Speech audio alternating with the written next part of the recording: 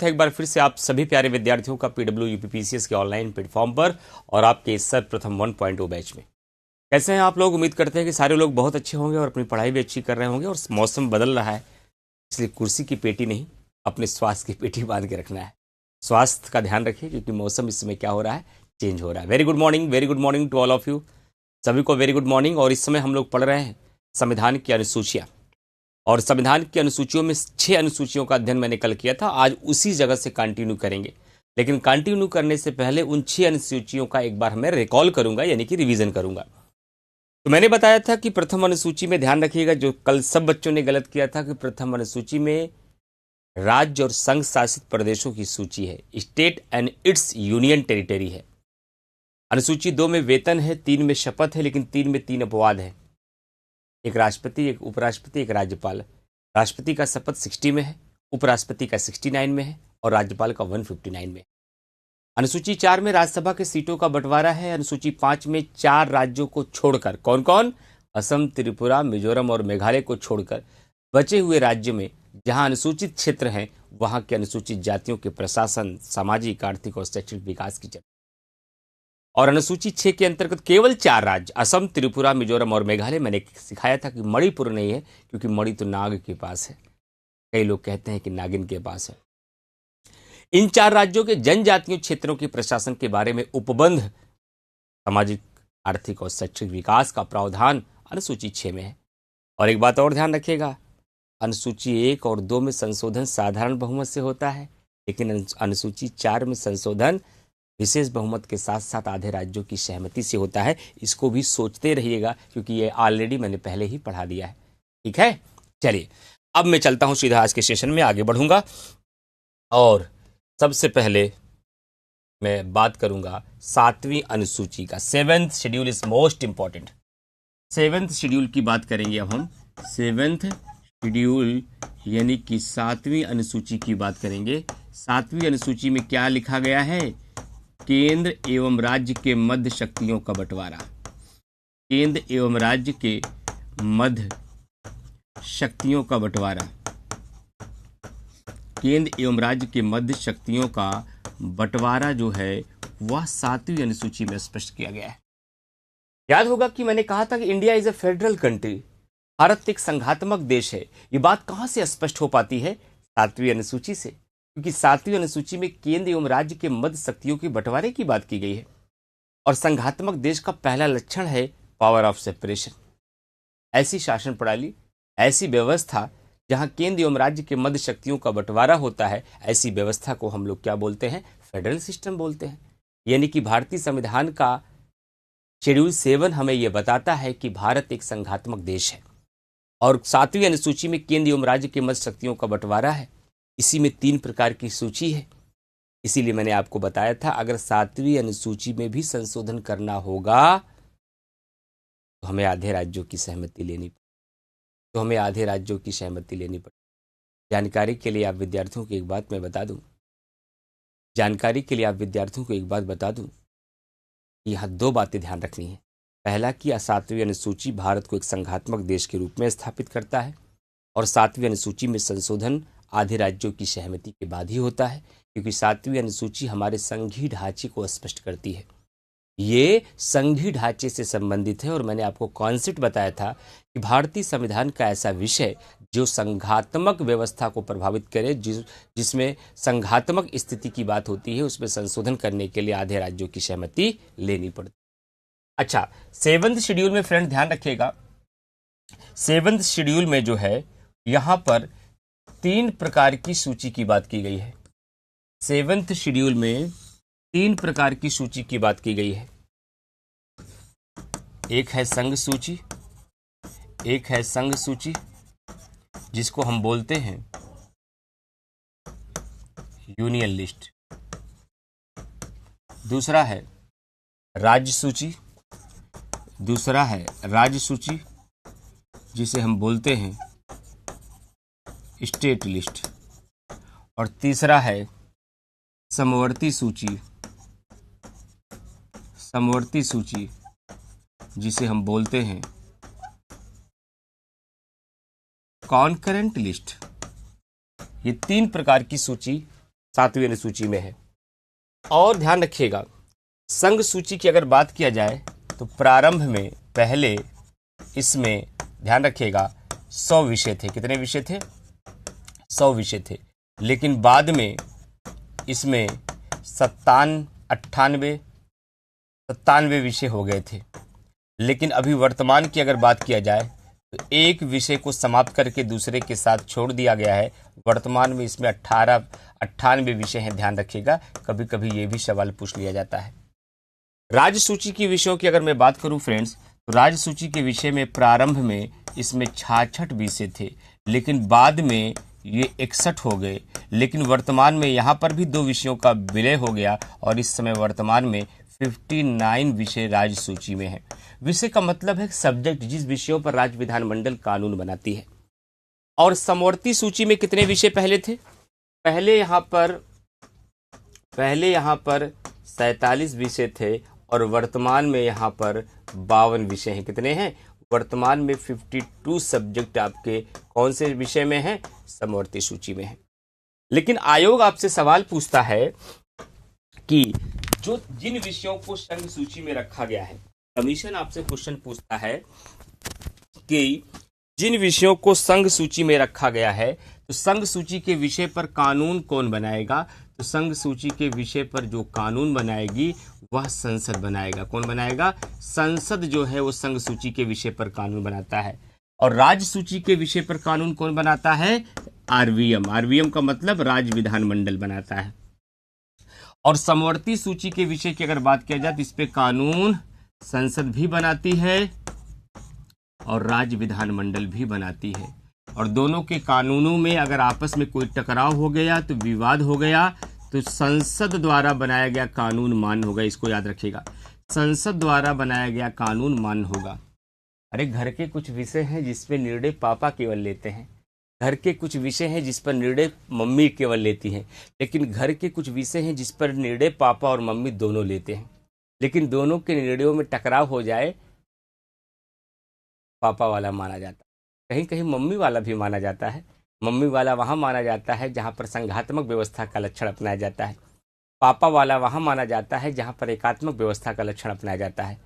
और भारत में समवर्ती सूची के विषयों पर कानून तो दोनों बनाते हैं, संसद भी बनाती है और राज्य विधानमंडल भी बनाती है। लेकिन दोनों के कानून में अगर कोई मतभेद हो जाए, डिस्प्यूट हो जाए, तो संसद द्वारा बनाया गया कानून मान्य होता है। बच्चे सवाल करते हैं कि सर भारतीय संविधान का ऐसा विषय जो न संघ सूची में हो, न राज्य सूची में हो, न समवर्ती सूची में हो, ऐसे विषयों को कहाँ रखा जाएगा?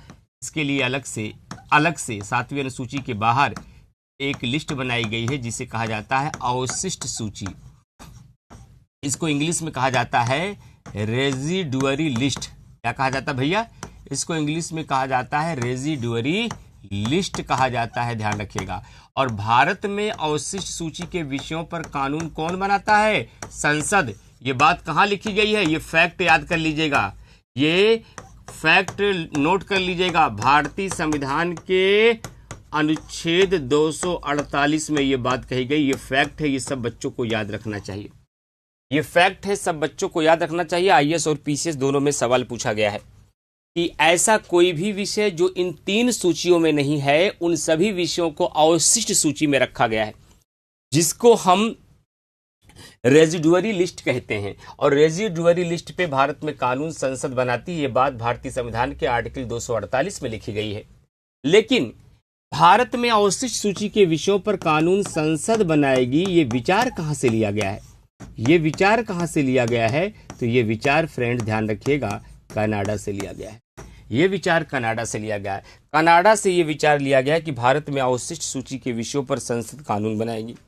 अवशिष्ट सूची के विषयों पर संसद कानून बनाएगी। ये विचार कनाडा से लिया गया है।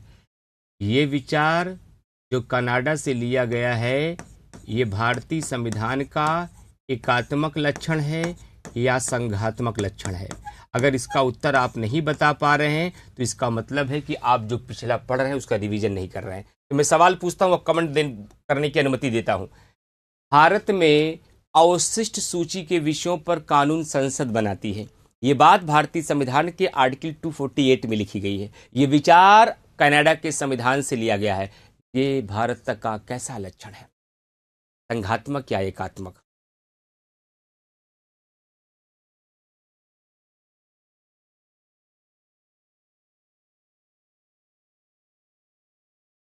अरे वाह, अच्छा उल्टा हो गया।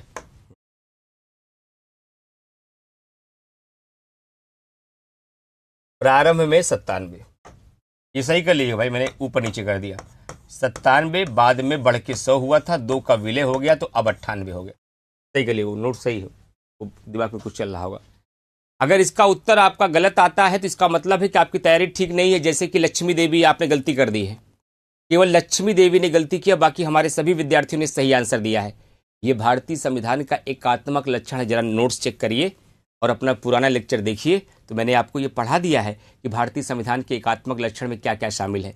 भारत में अवशिष्ट सूची के विषयों पर कानून संसद बनाती है, ये भारतीय संविधान का एकात्मक लक्षण है। तो संघात्मक देशों में क्या होता है सर? संघात्मक देशों में कानून जो बनाती है वह कौन बनाती है? राज्य विधानमंडल। अमेरिका में अवशिष्ट सूची के, अमेरिका से तुलना कर लीजिए, अगर अमेरिका से मैं तुलना करूं तो अमेरिका में मैं अगर तुलना करूं तो अमेरिका में अवशिष्ट सूची के विषयों पर कानून कौन बनाता है? अमेरिका में अवशिष्ट सूची के विषयों पर कानून राज्य विधानमंडल बनाता है। यह अमेरिका का कैसा लक्षण है? संघात्मक लक्षण है।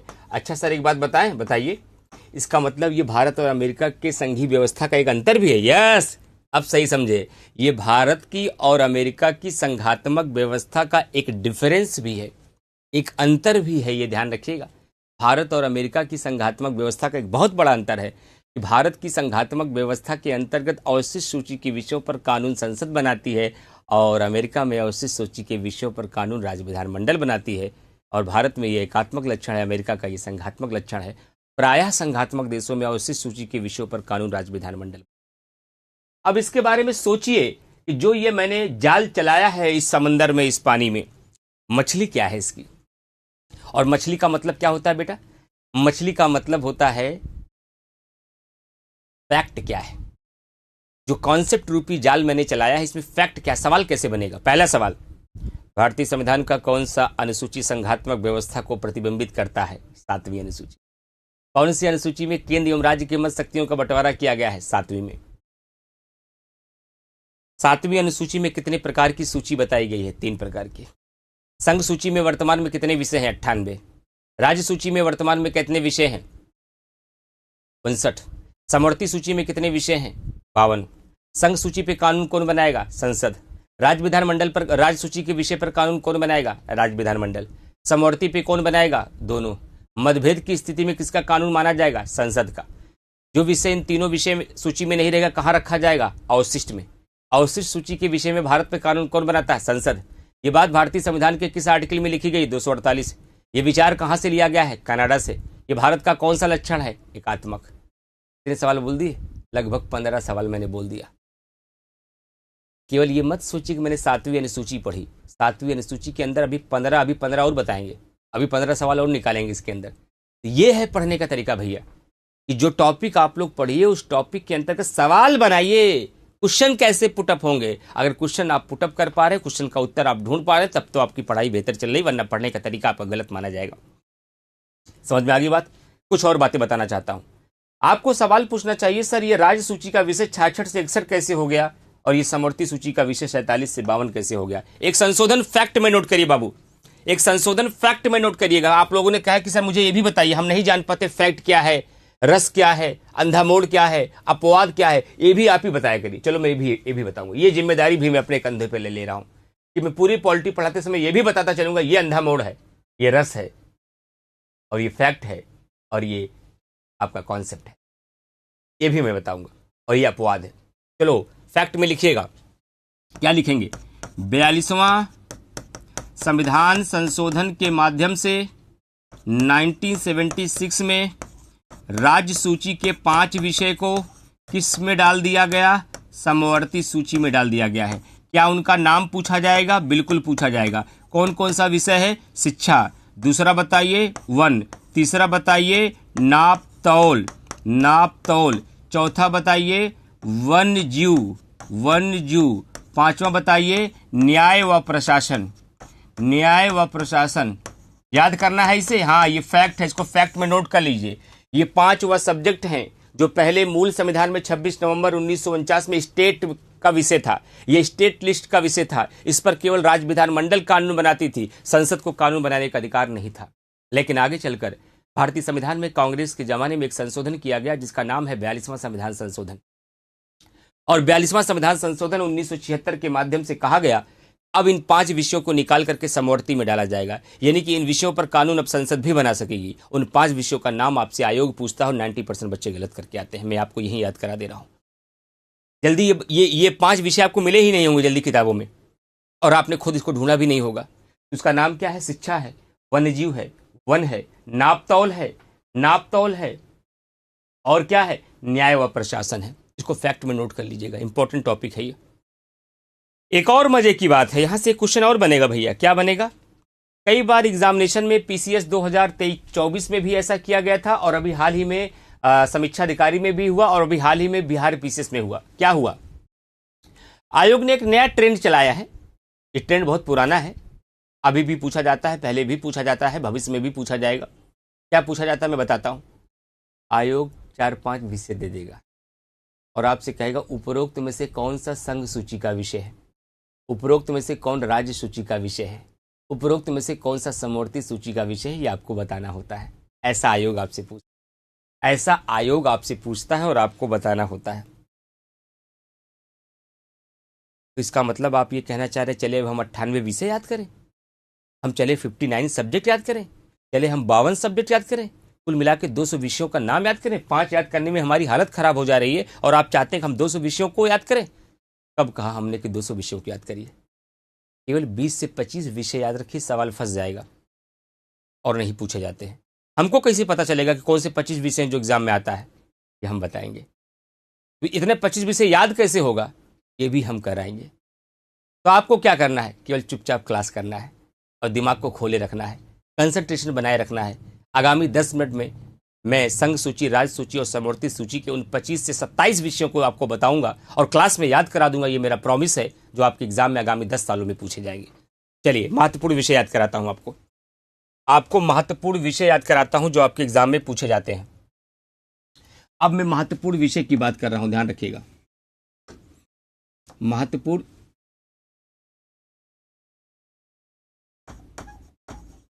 महत्वपूर्ण विषय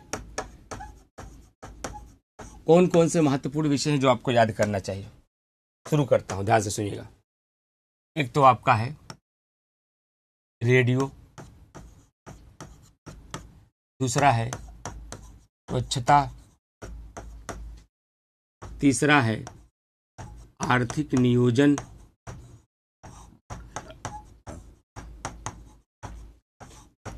टेलीविजन,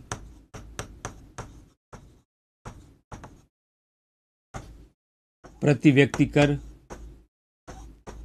प्रति व्यक्ति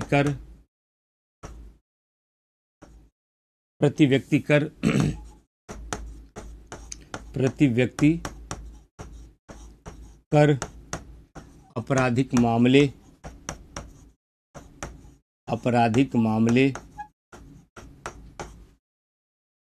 शेयर बाजार,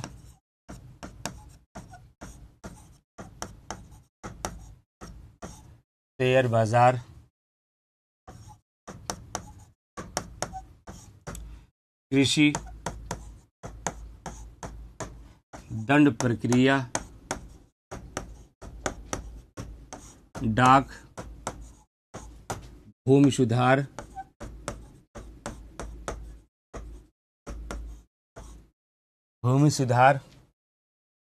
विवाह,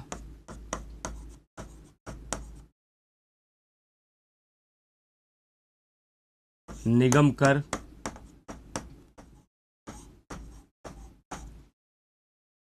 कर, गैस, विवाह विच्छेद,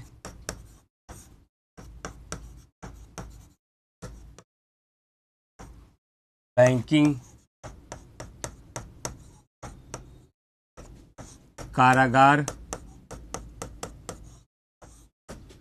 जनसंख्या नियंत्रण,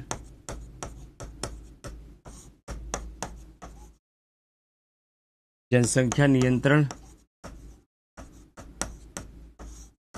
वैदेशिक मामले, वैदेशिक मामले, पुलिस, रेलवे पुलिस,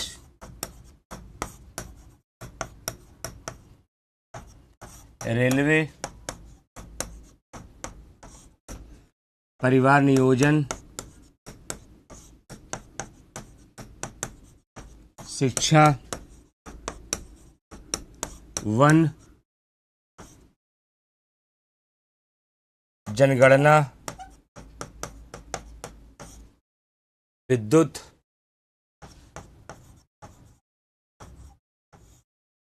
काउंट करिए कितने हो गए, गोद लेना,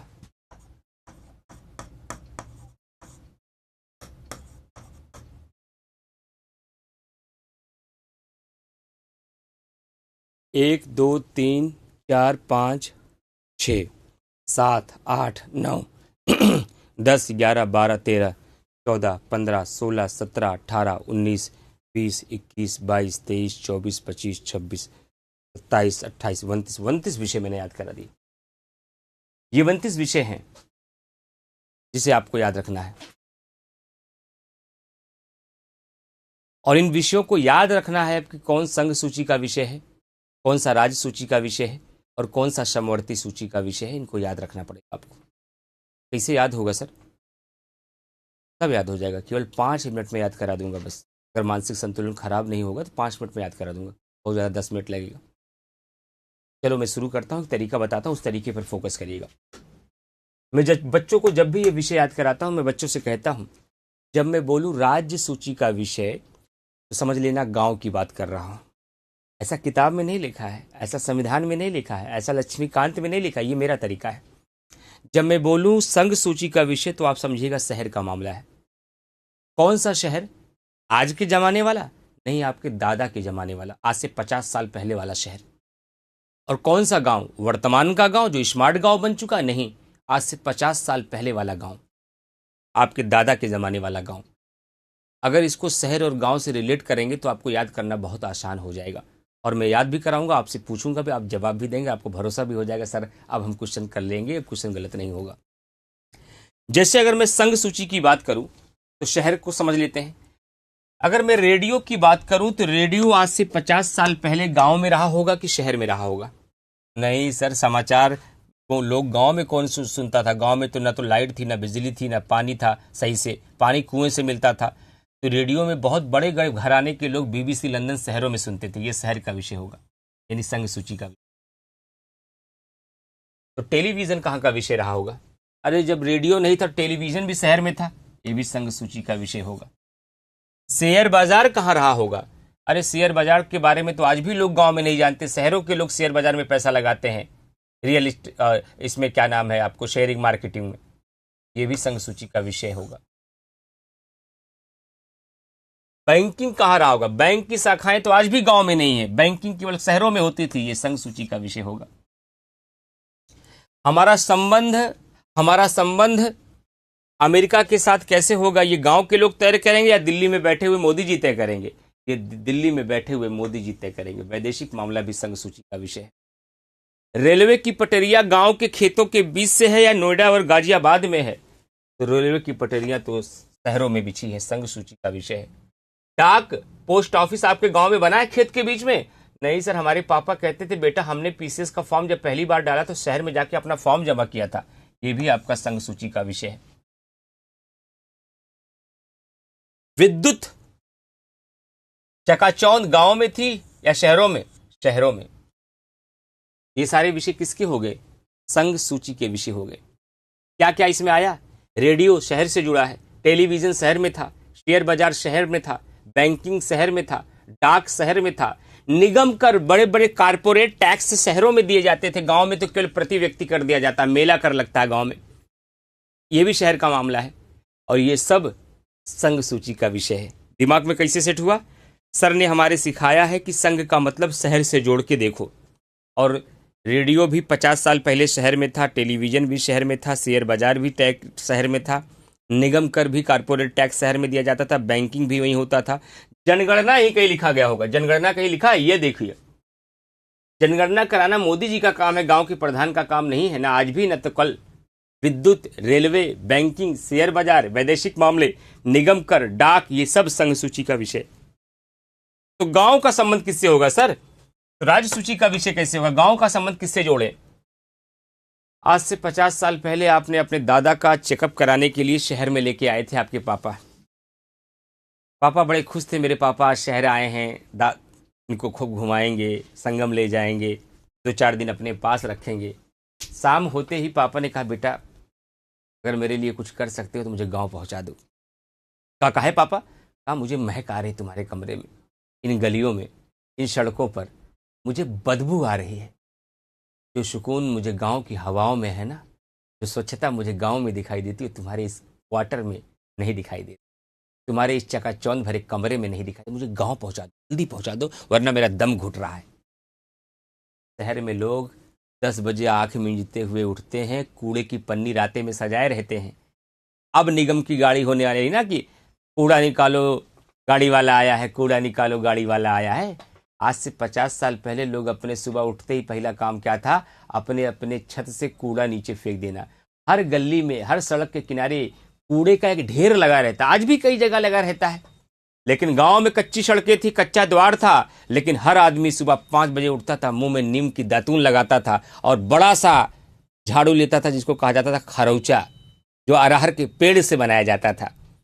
और सब आदमी अपने सफेद द्वार को ऐसा चमकाते थे जैसे लगता था ये राजस्थान का सफेद संगमरमर है। स्वच्छता गांव में थी साहब, आज से 50 साल पहले। तो स्वच्छता किसका विषय हो जाएगा?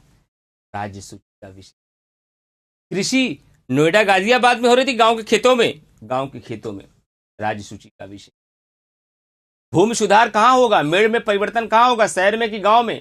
गांव में। मेला कर, एक व्यक्ति अपना कर कहां देगा? गांव में। राज्य सूची का विषय। सब हरा वाला हरा भरा है, राज्य सूची का विषय है। 2016 में मोदी जी ने एक योजना चलाई थी, उज्ज्वलता योजना। इस बार पीसीएस में सवाल आ गया, मैं यहां पर पढ़ाता हूं एग्जाम्पल देने के लिए। 2016 में मोदी जी ने एक योजना चलाई, उज्ज्वला योजना, जिसका मुख्य कारण था कि ऐसे लोग जो चूल्हों पर लकड़ियों के ईंधन से खाना बनाते हैं, उनको निःशुल्क गैस दिया जाएगा, सब्सिडी दी जाएगी। तो ये गैस की व्यवस्था किसके लिए किया गया था? नोएडा और दिल्ली में रहने वाली महिलाओं के लिए या गांव में रहने वाली महिलाओं के लिए? गांव में रहने वाली महिलाओं के लिए। ये भी राज्य सूची का विषय है। अच्छा ये बताओ, गांव में खेत है, भूमि सुधार है, खेतों के बीच में मेड़ है। मेड़ जानते हैं ना, लंदन से थोड़ी आए हैं, आप भी तो गांव से आए होंगे, मेड़ तो जानते होंगे। उसी मेड़ों के लिए जो लड़ाइयाँ होती हैं, जो लाठियाँ चलती हैं गांव में, जब गांव में लाठियाँ चलेंगी, लड़ाइयाँ होंगी, निपटारा करने के लिए कौन आएगा? पुलिस आएगी। पुलिस का भौकाल गांव में है, तो पुलिस कहाँ है? राज्य सूची का विषय है। और जब पुलिस आएगी तो कहाँ ले जाएगी? जेल में बंद करेगी। ये भी राज्य सूची का विषय है। ये भी आपका राज्य सूची का विषय है। तब आपके ये राज्य सूची के विषय हो गए। चलिए सर, कम से कम 2 चीजें तो आपने याद करा दी शहर और गांव के नाम पर। मुझे अब राज्य सूची में याद हो गया, इसमें कृषि होगा, भूमि सुधार होगा, स्वच्छता होगा, प्रति व्यक्ति कर होगा, पुलिस होगा, कारागार होगा, गैस होगा, ये सब राज्य सूची का विषय है। लेकिन ये समवर्ती वाला कैसे याद किया जाए? समवर्ती वाला कैसे याद किया जाए? समवर्ती वाला याद करने के लिए केवल एक तरीका है, विवाह, जो आपके जीवन का सबसे खूबसूरत लम्हा है, जिसका इंतजार बहुत बेताबी से कर रहे हैं।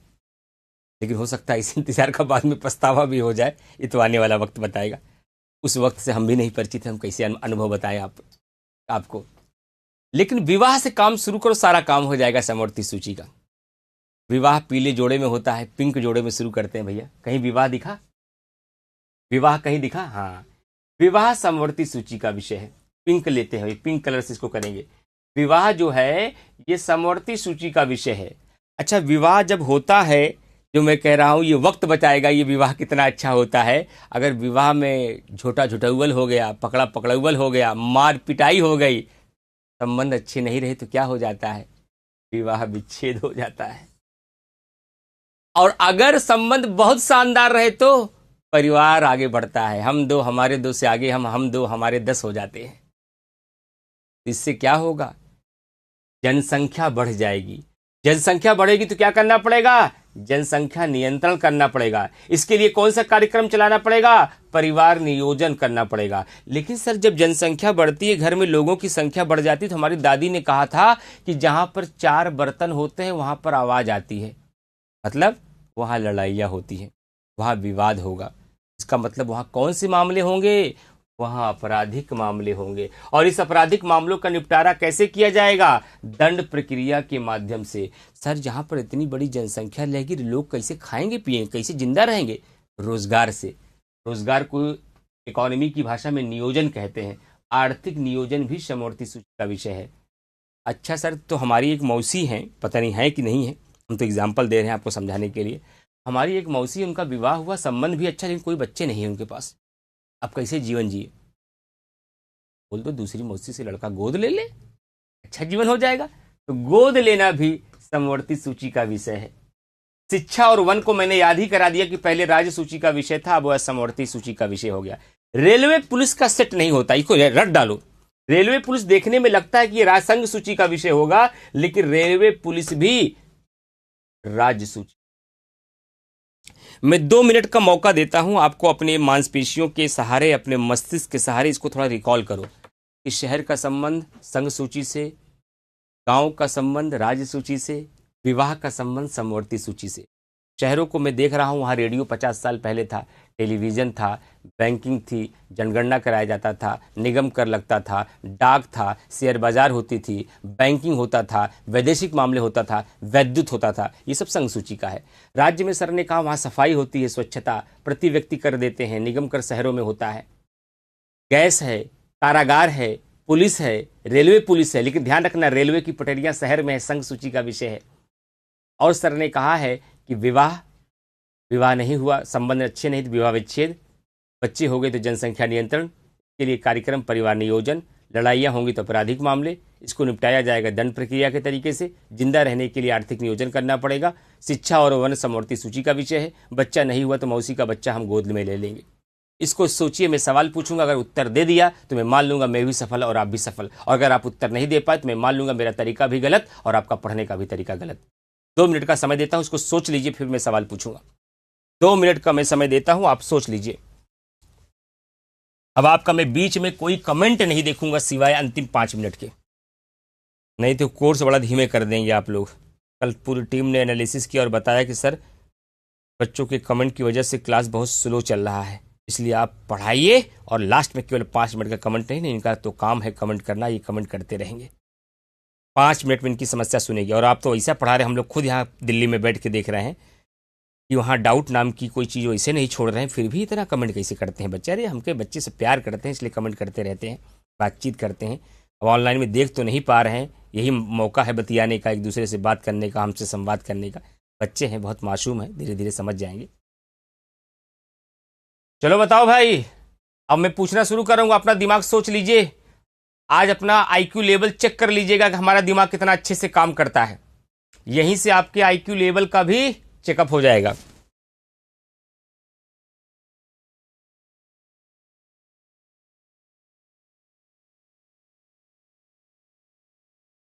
चलो भाई शुरू करते हैं।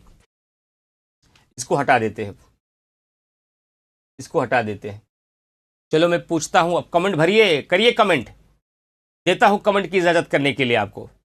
अगर आप सब कमेंट कर लिए और आपको पता चलना चाहिए हम उत्तर दे पाए या नहीं, और जब खुश हो जाना हाँ सर सब बता दिए, तब थम दिखाना है यार सर मजा आ गया। पूछ रहा हूं, ठीक है, पूछना शुरू कर रहा हूं, उत्तर दे दीजिएगा और मैं मौका दूंगा आपको उत्तर देने का। और ना मन में, अच्छा सोचिए, छोड़िए, लिखिए मत, सुनिए सुनिए मेरा तरीका सुनिए, स्मार्ट तरीका अपनाइए, वैज्ञानिक मनोवृत्ति का प्रयोग करिए। लिखेंगे तो टाइम जाएगा, यहाँ कोई प्राइज नहीं मिलने वाला है, यहाँ कोई मार्कशीट नहीं मिलने वाला है। मैं सवाल इधर से पूछूं, आप उधर से अपने मन में उत्तर दो, बाद में मुझे केवल ये बता देना मैं ज़्यादातर उत्तर दे पा रहा था या नहीं दे पा रहा था। पहले मैं सवाल पूछ के आपको उत्तर देने के लिए बोलूँगा, फिर मैं उत्तर बता दूंगा, फिर मिलान कर लेना मेरा सवाल सही हुआ गलत। चलो भाई बोल रहा हूँ, मिलाइएगा। जनगणना, क्या बोलना है सर? मन में बोलिए कि संघ सूची का विषय है कि राज्य सूची का कि समवर्ती सूची का। मैं बस बोल रहा हूं, फटाफट बोलते रहिएगा। जनगणना, विवाह विच्छेद, भूमि सुधार, कृषि, रेडियो, गोद लेना, शेयर बाजार, रेलवे, गैस, कृषि, विवाह, स्वच्छता, जनगणना, बैंकिंग, जनसंख्या नियंत्रण, परिवार नियोजन, कारागार, पुलिस, गैस, वैदेशिक मामले, निगम कर, प्रति व्यक्ति कर,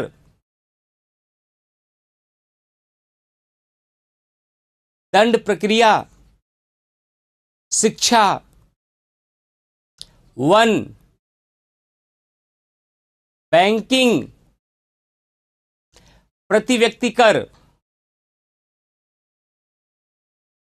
गोद लेना।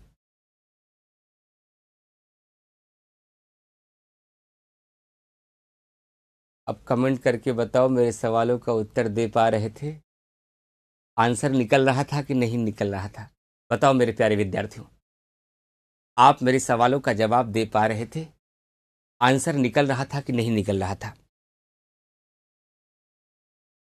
मैं फिर से बोल देता हूं, संघ सूची में रेडियो है, टेलीविजन है, शेयर बाजार है, बैंकिंग है, जनगणना है, रेलवे है, वैदेशिक मामले है, विद्युत है।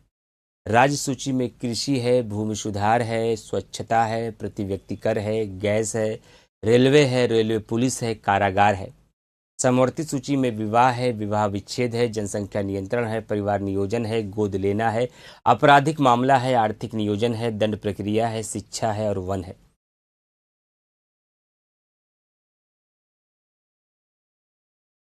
याद हो गया कि नहीं याद हो गया भाई?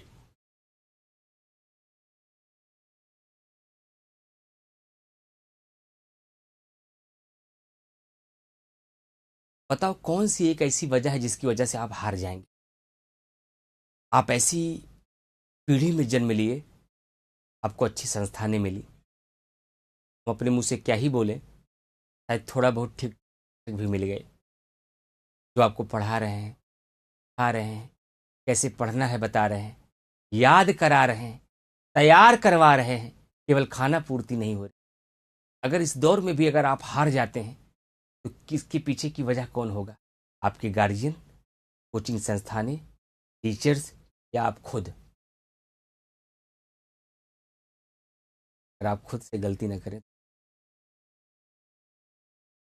बस खुद से मेहनत करने का जान जाइए, ठीक है? अब आज के बाद ये गलती मत करना। 99% लोगों को ये याद नहीं रहता है, यही छोटे छोटे सवाल गलत करके आते हैं। मेरी नजर कहाँ है? मेरी नजर गहराई पर है, लेकिन मेरी नजर छोटे सवालों पर भी है। जब तक आपके सरल और कठिन दोनों सवाल नहीं सही होंगे, तब तक आपका अच्छा स्कोर नहीं होगा, तब तक आपका सिलेक्शन नहीं होगा। बहुत सारे बच्चे कठिन से कठिन सवाल सही कर लेते हैं, लेकिन सरल से सरल गलत कर देते, इसलिए बाहर हो जाते हैं। और बहुत सारे बच्चे सरल वाले सब सही कर देते हैं, लेकिन कठिन वाले सब गलत कर देते हैं, इसलिए बाहर हो जाएगा। न तो कठिन सवाल सही करने से सिलेक्शन होगा, न तो सरल सवाल सही करने से सिलेक्शन होगा, बल्कि सिलेक्शन प्रीवियस ईयर सरल और कठिन तीनों को सही करने से। सिलेक्शन आपके बैलेंस से होगा, सिलेक्शन आपके संतुलन से होगा। इसको 2-3 बार रिवीजन कर लीजिएगा, ठीक है? इसको 2-3 बार रिवीजन कर लीजिएगा। ये कहानियां आपस में खेलिए आप लोग। चलिए भाई, 7वीं अनुसूची पूरी हो गई। अब मैं ले चलता हूं आपको 8वीं अनुसूची की तरफ। 8वीं अनुसूची बहुत इंपॉर्टेंट अनुसूची है। इस 8वीं अनुसूची से इस बार 2 सवाल पूछे गए। 8वीं अनुसूची से यूपी पीसीएस में 2 सवाल पूछे गए, ध्यान रखिएगा। 8वीं अनुसूची में इस बार आपके 2 प्रश्न पूछे गए, ध्यान रखिएगा।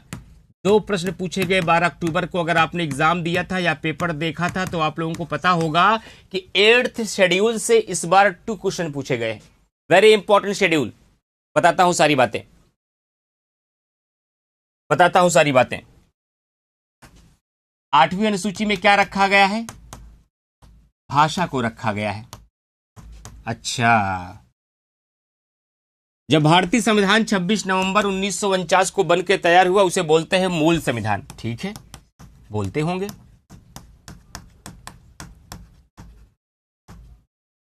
और दूसरा सवाल होगा वर्तमान में। तीसरा सवाल होगा संविधान संशोधन द्वारा। संविधान संशोधन द्वारा। संविधान संशोधन द्वारा। मूल संविधान में कितनी अनुसूचियां थी? 8 नहीं, मूल संविधान में कितनी भाषाएं थी? 14 भाषाएं थी 8वीं अनुसूची में। अब कितनी भाषाएं हैं? वर्तमान में 22 भाषाएं हैं।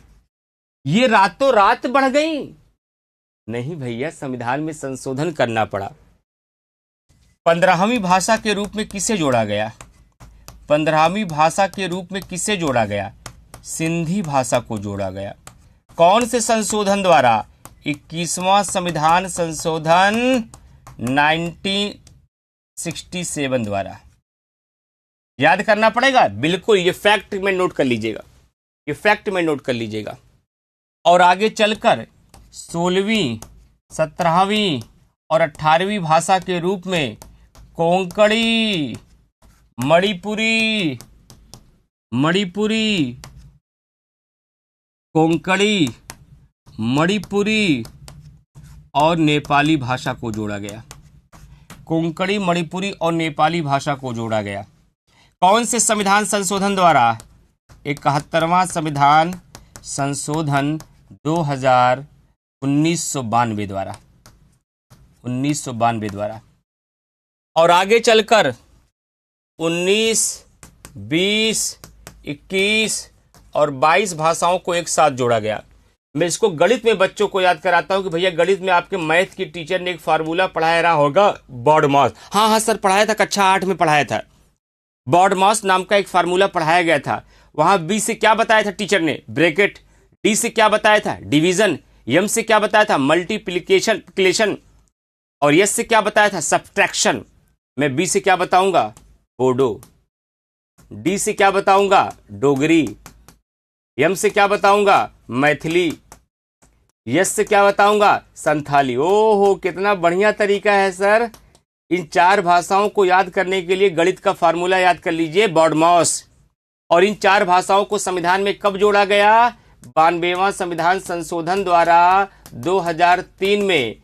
कुछ बच्चे कहेंगे सर हमने किताब में पढ़ा है 2004 में लिखा रहता है, हमने आपके नोट्स में देखा है 2004 में लिखा है। अरे बाबू, संशोधन 2003 में हुआ था, लागू 2004 में हुआ, इसलिए कहीं 2003 लिखा रहता, कहीं 2004 लिखा। क्या इस पर सवाल आते हैं? धुआंधार सवाल आता है। क्या अभी 1-2 सालों में कहीं सवाल आया? बिल्कुल आया। बताइए, तब तो हम लोड लेंगे, वरना इस भाषा उसा को लोड नहीं लेते हम। बताता हूँ भैया, नहीं तो लोडर ही लोगे आप लोग। बताता हूँ। अभी आपको 12 अक्टूबर में पूछा गया कि आप भाषा किस अनुसूची में है। ये 12 अक्टूबर 2025 को पूछा गया। ये 12 अक्टूबर 2025 को पूछा गया था। आईएएस 2024 में पूछा गया। आईएएस 2024 में पूछा गया कि कोंकणी, मणिपुरी और नेपाली को किस संविधान संशोधन द्वारा जोड़ा गया? 71वां संविधान संशोधन आईएएस 2024 में पूछा गया। और मैं जानकारी के लिए बता दूं, 22 भाषाएं 8वीं अनुसूची में है, लेकिन इसमें अंग्रेजी नहीं है, इसमें भोजपुरी नहीं है, ये कोई किताब नहीं बताती आपको। इसमें राजस्थानी नहीं है, इसमें तुलु नहीं है, ये मैं जरूर बताता हूं, क्योंकि ये सवाल बनता है। क्या कहीं बना? बिल्कुल बना। कहां बना? अरे इसी 12 अक्टूबर को आयोग ने पूछ लिया था, उपरोक्त में से कौन सी भाषा 22 8वीं अनुसूची में नहीं है? वहां राजस्थानी दिया गया था, यही आंसर था। शायद या भोजपुरी भी था। तो अंग्रेजी 8वीं अनुसूची में नहीं है, भोजपुरी 8वीं अनुसूची में नहीं है, राजस्थानी 8वीं अनुसूची में नहीं है, और तुलु भी 8वीं अनुसूची में नहीं है। समझ में आया कि नहीं आया? सवाल कितने बन सकते हैं? कम से कम 10 सवाल। हाँ, कम से कम 10 सवाल बन सकते हैं यहां से। कैसे? पहला सवाल सबसे लड्डू मतलब सबसे आसान। भाषा को किस अनुसूची में रखा गया है? 8 में। मूल संविधान में कितनी भाषा थी? 14। वर्तमान में कितनी है? 22। 15वीं भाषा के रूप में किसे जोड़ा गया? सिंधी को। सिंधी को किस संविधान संशोधन द्वारा जोड़ा गया? 21वां। 16वीं, 17वीं और 18वीं भाषा के रूप में किसे जोड़ा गया? कोंकणी, मणिपुरी और नेपाली को। किस संविधान संशोधन द्वारा? 71वां। बोडो, डोगरी, मैथिली, संथाली को कब जोड़ा गया? 92वां संविधान संशोधन द्वारा। किस भाषा के रूप में? 19, 20 और 21, 22 भाषा के रूप में। कौन सी महत्वपूर्ण भाषा ऐसी है जो चर्चा में तो रहती है लेकिन 8वीं अनुसूची में नहीं है? भोजपुरी नहीं है, राजस्थानी नहीं है, अंग्रेजी नहीं है, तुलु नहीं है, उर्दू है, हाँ, संस्कृत है, हाँ, मैथिली है, हाँ। अरे जितनी भाषा जानते हो सब है, केवल 4 भाषा ये इंपॉर्टेंट वाली नहीं है जिसमें नाम है अंग्रेजी का, राजस्थानी का, तुलु का, भोजपुरी का। अब यहां से कोई सवाल गलत नहीं होना चाहिए। 8वीं अनुसूची क्लियर, सवाल भी क्लियर कर दिया मैंने। अब मैं आगे ले चलता हूं। 9th शेड्यूल, 9वीं अनुसूची, ये मूल संविधान। पहला सवाल तो ये मूल संविधान में था ही नहीं। पहला सवाल ये मूल संविधान में नहीं था। और दूसरा सवाल इसे प्रथम संविधान संशोधन द्वारा जोड़ा गया। प्रथम संविधान संशोधन 1951 द्वारा जोड़ा गया। तीसरा सवाल, प्रथम संविधान संशोधन संसद ने नहीं किया था।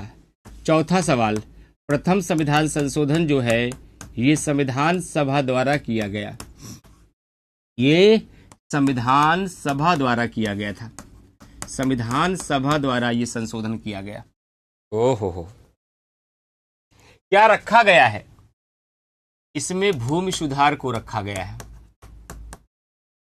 सर हम कहीं कहीं कुछ किताबों में पढ़ते हैं, पता नहीं पढ़ते उड़ते हैं कि नहीं है, आप जो आप ही जाने, लेकिन फिर भी मैं ऐसी उम्मीद कर रहा हूं कि आप पढ़ते होंगे।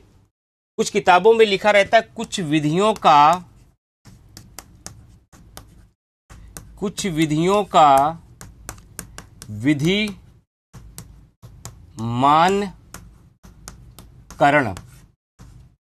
हम ना इसका मतलब आज तक समझ पाए ना इसका मतलब सर, हालांकि हमने रट लिया है कि 9वीं अनुसूची में भूमि सुधार है, लेकिन ना तो हम भूमि सुधार का मतलब समझ पाए और ना ही कुछ विधियों का विधि मान्यकरण का मतलब समझ पाए।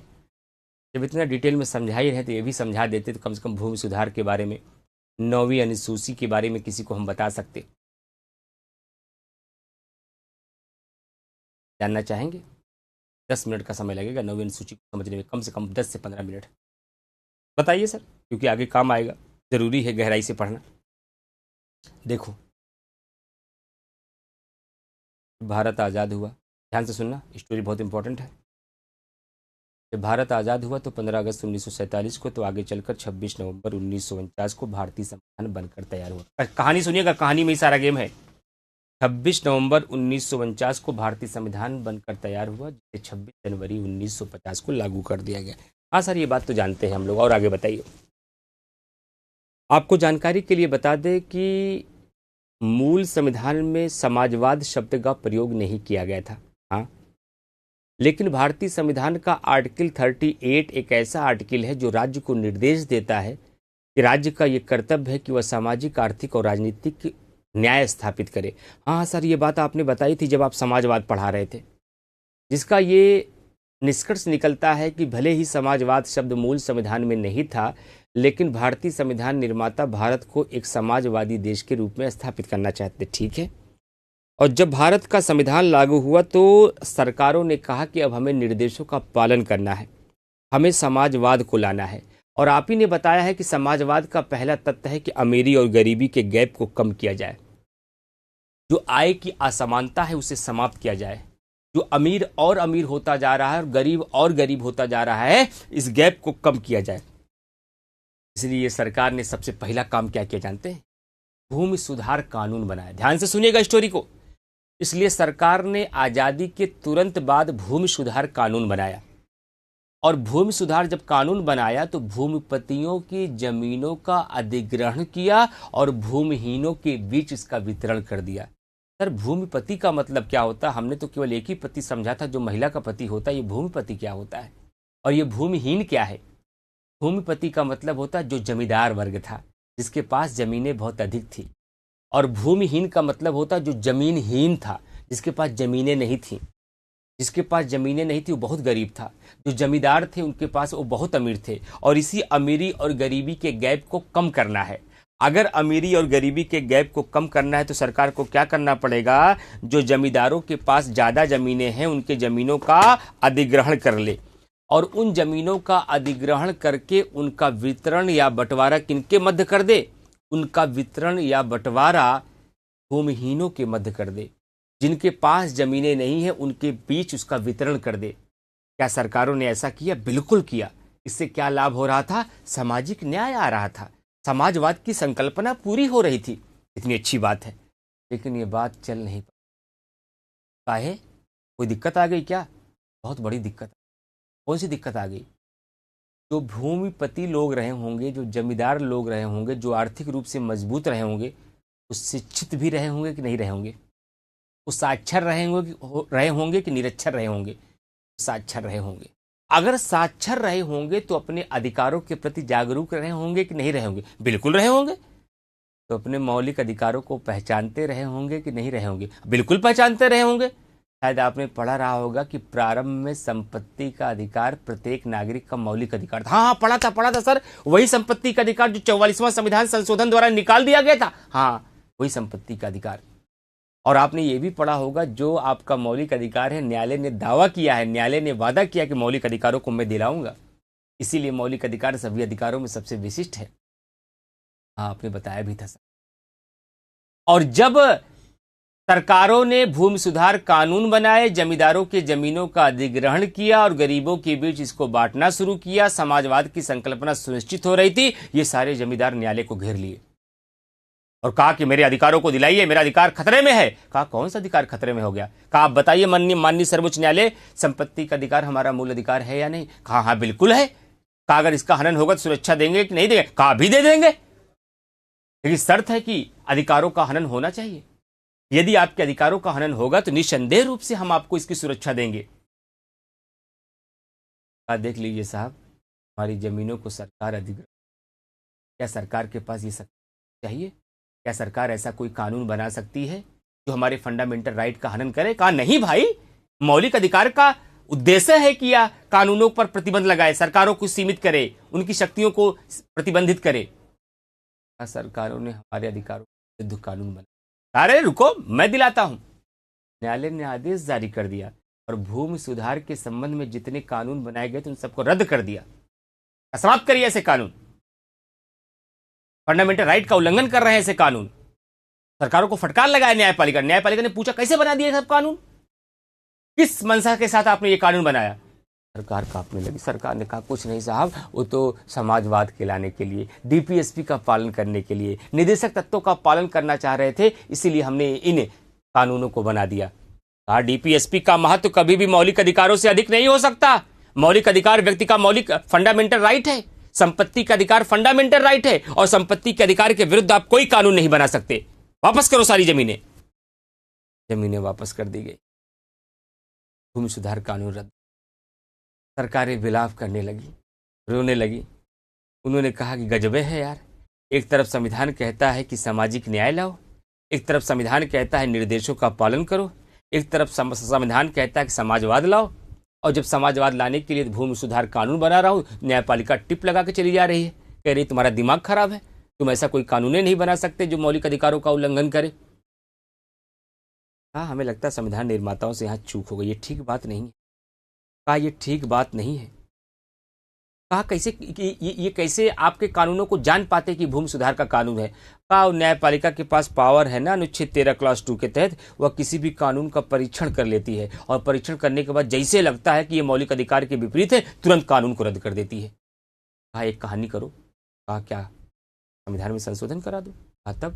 कहा संविधान में संशोधन करा के एक प्रावधान लिख दो कि ऐसा कोई कानून जिसको हम विशेष कमरे में रख देंगे, उस कानून को चेक नहीं करेंगे आप। जब न्यायपालिका चेक ही नहीं कर पाएगी, हमारे कानूनों को रद्द कैसे करेगी? लोगों ने कहा क्या आप चाहते हो कि न्यायपालिका की शक्ति को कम कर दिया जाए, सरकारों की शक्ति को बढ़ा दिया जाए, विधायिका की शक्ति को बढ़ा दिया? कहा हम ऐसा नहीं चाहते यार, हम चाहते ये हैं कि भूमि सुधार कानूनों को सुरक्षा मिल जाए। ताकि समाजवाद को लाने के लिए जो भूमि सुधार कानून बनाया जाए उसको कहीं ऐसे कमरे में रख दीजिए ताकि न्यायालय उसको देखे ना पाए और समाजवाद भी बन जाए। क्योंकि न्यायालय भी तो मजबूर है, क्योंकि संविधान न्यायालय को कहा है तुम्हारी गारंटी है, वादा करो कि प्रत्येक नागरिकों के मौलिक अधिकार को तुम दिलाओगे। गारंटी के रूप में शपथ लिया भाई, अपना वादा कैसे तोड़े न्यायपालिका। न्यायपालिका भी जान रही है कि समाजवाद नहीं आ पा रहा है, लेकिन क्या करे, उसकी भी तो मजबूरी है कि मौलिक अधिकारों की सुरक्षा की गारंटी देना मौलिक न्यायपालिका का दायित्व है। इसलिए न्यायपालिका मजबूरी में ऐसा कर रही है। तब संविधान में संशोधन कराओ और एक ऐसा कमरा बनवाओ जिस कमरे में भूमि सुधार वाले कानूनों को डाल दो। कुछ कानूनों को न्यायपालिका की नजर से बचा लो, न्यायालय देख ही ना पाए, न्यायालय उस कानूनों का परीक्षण न कर पाए, और इस प्रकार से समाजवाद भी आ पाएगा। और न्यायालय कहेगा भाई जब हमने देखा ही नहीं, जब हमारे अधिकार क्षेत्र में है ये नहीं है, हम कहां से सुरक्षा दें। न्यायालय की भी इज्जत बच जाएगी और अपनी भी इज्जत बच जाएगी, समाजवाद भी आ जाएगा और मौलिक अधिकारों की सुरक्षा भी हो जाएगी। कहां ये आइडिया सही है, कहां कराओ संशोधन, कहां कराओ संशोधन। और उसी समय संविधान सभा ने एक संशोधन किया जिसका नाम है प्रथम संविधान संशोधन 1951। और प्रथम संविधान संशोधन के माध्यम से भारतीय संविधान की अनुसूचियों में 9वीं अनुसूची जोड़ी गई और वहां लिखा गया भूमि सुधार कानून, वहां लिखा गया भूमि सुधार कानून। और कहा गया कि आज के बाद से संसद द्वारा बनाया गया कोई भी कानून जो 9वीं अनुसूची में डाल दिया जाएगा, न्यायालय उसका परीक्षण नहीं करेगी। ये लक्ष्मण रेखा है। क्या है ये? लक्ष्मण रेखा है। इस रेखा के भीतर न्यायपालिका झांक कर नहीं देख सकती। लेकिन इसका उद्देश्य और इसकी मंशा न्यायपालिका की शक्ति को कमजोर करना बिल्कुल भी नहीं है, बल्कि इसका उद्देश्य और इसकी मंशा सिर्फ इतनी है, कुछ कानूनों से, भूमि सुधार जैसे कानूनों को न्यायपालिका की नजर से बचाया जा सके। इसका मुख्य उद्देश्य है भूमि सुधार कानूनों की सुरक्षा करना। इसीलिए संविधान निर्माताओं ने यहां भूमि सुधार लिखा और 9वीं अनुसूची के माध्यम से व्यवस्था कर दी। 9वीं अनुसूची के माध्यम से व्यवस्था कर दी कि आज के बाद संसद द्वारा बनाया गया कोई भी कानून जब 9वीं अनुसूची में डाला जाएगा तो न्यायपालिका ऐसे किसी भी कानूनों का परीक्षण नहीं कर पाएगी। और इस प्रकार से भूमि सुधार कानूनों की सुरक्षा मिल गई। इस प्रकार से कुछ विधियों का विधि मान्यकरण हो पाया, कुछ विधियों को न्यायालय की नजर से बचाया जा सका। और इस विधियों को बचाने का मुख्य उद्देश्य यही था ताकि समाजवाद लाया जा सके, ताकि भूमि सुधार कानून को सुरक्षित किया जा सके, ताकि आय की असमानता को कम किया जा सके, ताकि अमीरी और गरीबी के गैप को कम किया जा सके, राज्य अपने निर्देशों का पालन कर पाए, न्यायालय की भी बेइज्जती और न्यायालय की भी बेइज्जती ना होने पाए। लेकिन मैंने कहा है कि मानव बहुत लालची चीज है। इस मानव को जब जब बैठने का मौका मिला है, यह मानव तब तब लेटना चाहिए।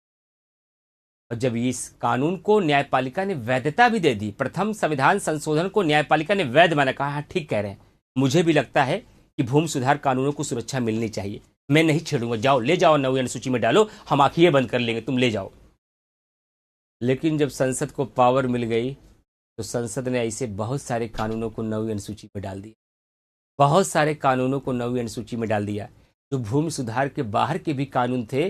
जिस कानूनों को न्यायपालिका की नजर से बचाना था उन कानूनों को भी इसमें। आपके पापा ने आपको मोबाइल दिया कि बेटा आप गूगल से नोट्स बना लो, आपके पापा ने आपको मोबाइल दिया कि बेटा ताकि आप ऑनलाइन इमरान सर की क्लास कर लेना, आपके पापा ने आपको मोबाइल दिया ताकि घर बैठे आप सिविल सेवा की तैयारी कर लो। तो उस मोबाइल से केवल तैयारी हो रही, कुछ और भी हो रहा है। तो उस मोबाइल से केवल तैयारी चल रही, कुछ और साइड तो नहीं खोल रहे हो आप लोग, कुछ और रील्स तो नहीं देख रहे हो आप लोग, कुछ और वीडियोस तो नहीं देख पा रहे हो। सर आपने बताया तो है, मान इसको बैठने का मौका मिलता है तो लेटना चाहिए, जब भी इसको शक्ति मिलती है तो दुरुपयोग करता है। ये मानव का नेचर है, हम भी ये गलती करते हैं, ये गलती संसद ने फिर बहुत सारे ऐसे फालतू के कानून भी 9वीं अनुसूची में डाल दिए जिसको वास्तव में सुरक्षा की जरूरत नहीं थी, जिसका संबंध भूमि सुधार से भी नहीं रहा होगा। तब आगे चल करके 1973 में जब केशवानंद भारती केस आया, जब आधारभूत ढांचे का सिद्धांत आया, जो मैंने कल पढ़ाया था, परसों पढ़ाया था, जब आधारभूत ढांचे का सिद्धांत आया तब न्यायपालिका ने कहा कि संसद द्वारा बनाया गया कोई कानून, संसद द्वारा किया गया कोई संशोधन अगर मूल ढांचे के विपरीत होगा, हम ऐसे किसी भी कानूनों को नहीं छोड़ेंगे, हम ऐसे किसी भी कानूनों को रद्द कर देंगे। न्यायपालिका अपनी शक्ति बढ़ाना चाह रहा था, न्यायपालिका विधायिका की शक्ति को कम करना चाह रहा था। तो 73 के बाद 1981 में माननीय सर्वोच्च न्यायालय से एक सवाल पूछा गया जिस केस का नाम है वामन राव केस 1981, जिस केस का नाम है वामन राव केस 1981, वामन राव केस 1981। इस केस में माननीय सर्वोच्च न्यायालय से सवाल पूछा गया कि माननीय सर्वोच्च न्यायालय, आपने आधारभूत ढांचे का सिद्धांत प्रतिपादित कर दिया है। आपने कहा कि ऐसे किसी कानून या ऐसे किसी संशोधन को मैं रद्द कर दूंगा, ऐसे किसी भी कानून या ऐसे किसी भी संशोधन को मैं रद्द कर दूंगा जो 9वीं अनुसूची में डाल दिया जाएगा, जो मूल ढांचे के विपरीत होगा। मैं आपसे पूछना चाहता हूं माननीय सर्वोच्च न्यायालय, क्या 9वीं अनुसूची में डाले गए कानूनों को भी रद्द कर सकते हैं?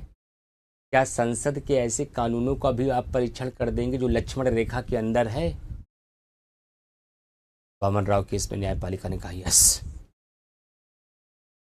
मैं ऐसे कानूनों को भी चेक करूंगा, मैं ऐसे कानूनों का भी अब परीक्षण कर सकता हूं, मैंने ऐसी शक्ति प्राप्त जो 9वीं अनुसूची में डाला जाएगा। कहा कब से? आज से या 1951 से जितने डाले गए? कहा ना तो आज से न तो 1951 से। कहा तब कब से? न्यायपालिका ने कहा 24 अप्रैल 19। इस दिन आपके बेटे का जन्म हुआ था। 24 अप्रैल की तारीख इतनी शुभ क्यों है? न्यायपालिका ने कहा मैं जानकारी के लिए बता दूं, केशवानंद भारती केस 24 अप्रैल 19, इसीलिए उसके बाद से कहा जो 1951 से लेकर आज तक 284 कानून और डाले गए हैं उनको नहीं चेक करेंगे? कहा नहीं चेक करेंगे। कहा क्यों? कहा क्योंकि हमने आधारभूत ढांचे का सिद्धांत भूतलक्षी प्रभाव से नहीं, भविष्य लक्षी प्रभाव से लागू किया है। लोगों ने कहा हमने दो ही लच्छी खाई है, एक ही लच्छी खाई है जिस लच्छी का नाम है सोहन लच्छी। ये भूत लच्छी क्या होता है? ये भविष्य लच्छी क्या होता है? हमने तो बचपन में केवल एक सोहन लच्छी खाई है जिसको बुढ़िया का बाल कहा जाता था। ये कौन सी लच्छी है? भूत लच्छी क्या होता है? भविष्य लच्छी क्या होता है? न्यायपालिका ने कहा कि भूत लच्छी का मतलब होता है कि ऐसा कोई प्रावधान या ऐसा कोई नियम या ऐसा कोई कानून जो पिछले समय से लागू किया जाए उसे भूत लच्छी प्रभाव कहा जाता है, और ऐसा कोई कानून जो आज के बाद से लागू किया जाए उसे भविष्य लच्छी कहा जाता है। नहीं समझ पाए सर? अपनी तरीके से एक एग्जाम्पल दीजिए और समझाइए मुझे। जैसे मैं कहूं कि आज के बाद हमारी क्लास में कोई भी बच्चा अनावश्यक और गलत कमेंट करेगा, बेवजह का कोई कमेंट करेगा, उसको 100 रुपये का जुर्माना देगा।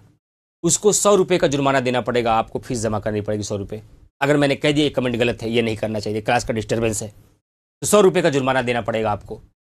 अगर इस व्यवस्था को मैं भूत लच्छी प्रभाव से लागू कर दूं तो लेक्चर 1 से लेकर आज तक जितने भी लोगों ने गलत कमेंट किया होगा सबको जुर्माना देना पड़ेगा। अगर मैं कहूं कि यह नियम भविष्य लच्छी प्रभाव से लागू होगा, आप आज तक जितनी गलती की वो माफ, लेकिन आज के बाद अगर ऐसा कमेंट किया तो 100 रुपये ले लूंगा मैं। एग्जाम्पल है, डरो मत, तब 100 रुपये ले लूंगा मैं। ये भविष्य लच्छी प्रभाव है। तो आप काहे भूत लच्छी से नहीं लागू कर रहे हैं? अगर भूत लच्छी प्रभाव से इस नियम को लागू कर दूंगा, हमारे आपके बीच लड़ाई हो जाएगी, पीडब्ल्यू और आपके बीच लड़ाई हो जाएगी। काहे? हम कहेंगे ये बच्चा 10 बार गलत कमेंट कर चुका है, आप कहेंगे सही बोल रहा हूं सर, आप चेक करा लीजिए, मैं केवल 1 बार गलत कमेंट किया था। मैं कहूंगा नहीं तुम 10 बार किए हो। मैं 10 बार कहूंगा, आप 1 बार कहोगे, हमारे आपके बीच मतभेद हो जाएगा। ओहो, समझ गए। अगर किसी कानून को किसी भूत लच्छी प्रभाव से लागू किया जाएगा तो लड़ाइयां और विवाद बढ़ सकते हैं, और भविष्य लच्छी प्रभाव से लागू किया जाएगा तो पहले से नहीं लागू होगा बल्कि आज के बाद से लागू होगा। और न्यायपालिका यह जानती थी अगर हम आधारभूत ढांचे के सिद्धांत को भूत लच्छी प्रभाव से लागू कर देंगे तो 1951 से लेकर 1973 तक जितने भी कानून 9वीं अनुसूची में डाले गए हैं सबका परीक्षण करना पड़ेगा, और सबका परीक्षण करना पड़ेगा तो न्यायपालिका और विधायिका की लड़ाइयां बढ़ जाएंगी, जिससे शासन प्रणाली में अराजकता आ जाएगी।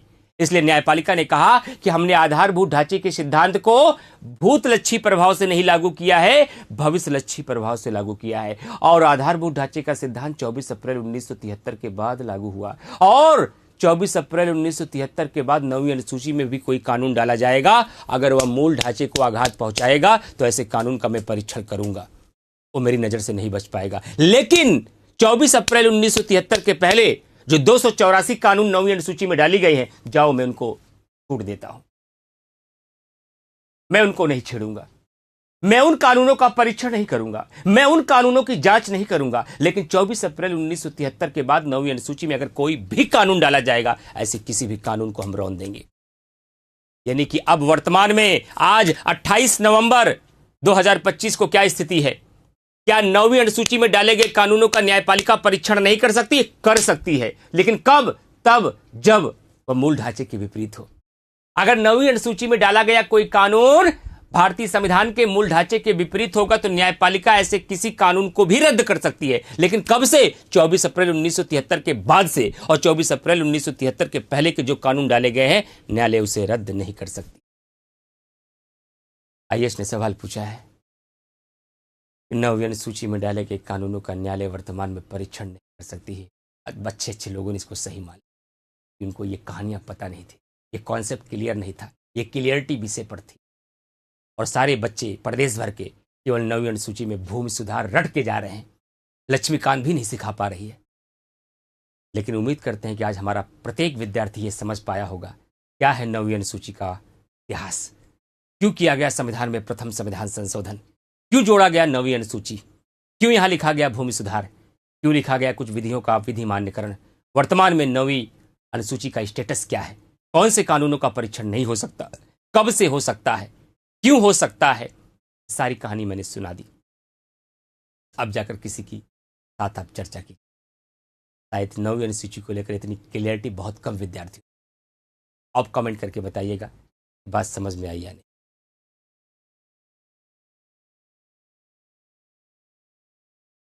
अब कमेंट करके बताइए कि समझ में आई या नहीं। देखता हूं। Raju Singh, Raju Ram, come here, where are you? देखिए बच्चों की आवाज कट रही है क्या?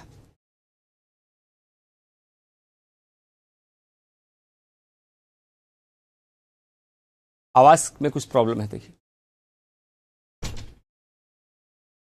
ऊपर कमेंट देख लीजिए। इस वीडियो को कम से कम 3 बार देखिएगा। आधे संविधान पर आपकी समझ बना देगा ये वीडियो।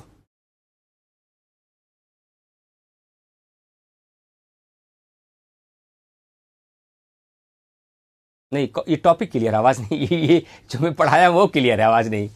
हमारी टीम दिखा रही है बच्चे सर लिख रहे हैं आल क्लियर, तो हमने कहा 9वीं अनुसूची क्लियर हुई है, टॉपिक नहीं ना। आवाज क्लियर आ रही है अब ना? ठीक है, कोई बात नहीं, आवाज भी आ रही है। देशमणि जी कह रहे हैं तो आया भैया, अब जाओ ये कहानी किसी दूसरे को सुनाओ, दीवाल को सुनाओ, छोटे भाई को सुनाओ, अपने पेरेंट्स को बताओ, अपने दोस्तों को बताओ, आज मैं 9वीं अनुसूची पढ़ के आया हूँ। आओ बताता हूँ 9वीं अनुसूची का इतिहास। अगर बता ले गए तो बुढ़ापे तक याद रहेगा, अगर आज छोड़ दिए तो कल भूल जाओगे, ये ध्यान रखना, क्योंकि ये कठिन कहानी थी। ये कठिन कहानी इतनी आसानी से नहीं समझ में आती बचते। और बच्चे अनुसूची को हल्के में लेते हैं। लोग कहते हैं अनुसूची में क्या, कक्षा 5 का बच्चा जानता है?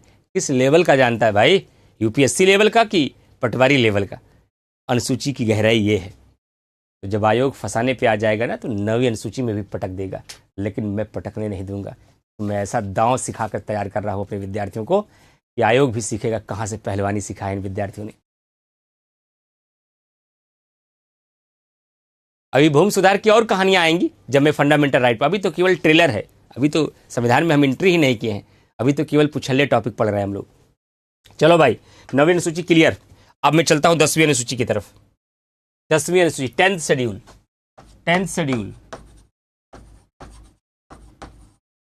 10वीं अनुसूची में क्या है? दल बदल कानून है। कब जोड़ा गया? 52वां संविधान संशोधन 1985 में जोड़ा गया। सवाल आया, कम से कम 10 बार आया है, कम से कम 10 बार आया अलग अलग आयोग में। लेकिन जैसे ही मैं दल बदल लिखता हूं तो बच्चे कहते हैं, क्योंकि आप नहीं कहेंगे, आप डरे हुए हैं, पता है कि गलत कमेंट करेंगे सर अभी जुर्माना लगा देंगे। लेकिन बच्चे क्या कहते जानते हो? सर दल बदल क्या है? दल बदल कानून की आवश्यकता क्यों पड़ी? दल बदल के प्रावधान क्या हैं? दल बदल के अपवाद क्या हैं? दल बदल के संबंध में कौन डिसीजन लेता है? क्या दल बदल का जुडिशियल रिव्यू होता है या नहीं होता है? दल बदल के लाभ क्या हैं? दल बदल की चुनौतियां क्या हैं? ये नहीं बताऊंगा। हाँ, ये तानाशाही क्यों? ये निरंकुशता क्यों? क्योंकि ये मैं आगे बताऊंगा। कब? जब मैं पढ़ाऊंगा विधायिका। ये मेंस का टॉपिक है, आपके सिलेबस का हिस्सा है। इसमें 8 नंबर में 12 नंबर में मेंस में सवाल आता है लिखने के लिए, और प्री में भी क्वेश्चन पूछे जाते हैं। आज मैं केवल इतना बता रहा हूं कि 10वीं अनुसूची के अंतर्गत दल बदल कानून को रखा गया है। जब मैं विधायिका पढ़ाऊंगा तब मैं सिखाऊंगा क्या है दल बदल, पूरा ऑपरेशन करूंगा। इसलिए कोई बच्चा ये कमेंट नहीं करेगा क्या है दल बदल, मैंने पहले बोल दिया ताकि आपसे गलती ना होने और आपका जुर्माना बचे। आगे बढ़ते हैं। 11वीं अनुसूची, 11th अनुसूची। 11th अनुसूची में क्या? पंचायत। और पंचायतों को काम करने के लिए 11वीं अनुसूची के माध्यम से कितने विषय दिए गए? 29 विषय। ये क्या है? फैक्ट। इसको फैक्ट में नोट कर लीजिएगा, अपने शॉर्ट नोट्स जो बना रहे हैं अलग से। और 12वीं अनुसूची की अगर मैं बात करूं, अगर मैं 12th शेड्यूल की बात करूं, 12वीं अनुसूची की बात करूं, इसमें नगर पालिका है। इसमें क्या है? नगर पालिका है। नगर पालिका है। इसमें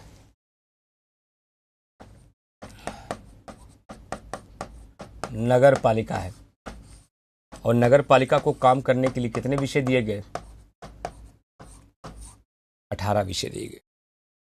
नगर पालिका को काम करने के लिए 18 विषय दिए गए। 11वीं अनुसूची को किस संशोधन द्वारा जोड़ा गया? बता चुका हूं, एक बार दोबारा फिर बता रहा हूं। 73वां संविधान संशोधन 1992 द्वारा।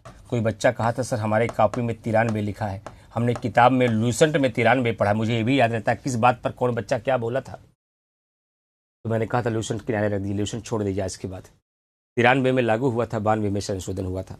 और 74वां संविधान संशोधन जो है वह भी 1992 में हुआ था, लेकिन ये 1 जून 1993 को लागू हुआ था, और ये 24 अप्रैल 1993 को लागू हुआ था। 24 अप्रैल 1993 को लागू हुआ था। आज जाइए और अपना घटना चक्र उठाइएगा, अनुसूची का टॉपिक खोलिएगा। 50-60 सवाल पूछे गए होंगे पिछले 25 सालों में, आईएएस से लेकर स्टेट पीसीएस में। कोई एक सवाल अगर आपको फंसाएगा तो मेरे से सवाल कीजिए। एक सवाल अगर कोई आपको फंसा दे जिसका उत्तर आप ना दे पाए, आज जाइए क्वेश्चन सॉल्व कर दिया अनुसूचियों का। इसी कमांड के साथ, इसी गहराई के साथ, इसी कॉन्फिडेंस के साथ सभी विषय का सभी टॉपिक क्लियर कर दो ना, फर्स्ट टाइम एग्जाम क्लियर होगा। फर्स्ट टाइम में, पहली बार में एग्जाम क्लियर होगा आपका। लेकिन शर्त है सभी विषयों का, सभी टॉपिक इतनी भी ईमानदारी और निष्ठा और गहराई के साथ पढ़ के क्वेश्चन सॉल्व करके 100% तैयार कर लो। कितना दिन लगेगा? बहुत लगेगा। 12 महीना, 13 महीना, 14 महीना, 15 महीना, आखिरकार तैयार तो हो ही जाएगा। देखिएगा हम 70-80 घंटे बाद पॉलिटी का मास्टर बना देते हैं कि नहीं बना देते हैं आपको? ऐसे कितने विषय हैं? 4 ठो 5 ठो 6 विषय हैं। इसे 6 विषय पे कमांड कर लो बस, बाकी करंट अफेयर पढ़ते रहिए, एक बार में काम होगा आपका। अनुसूचियां समाप्त।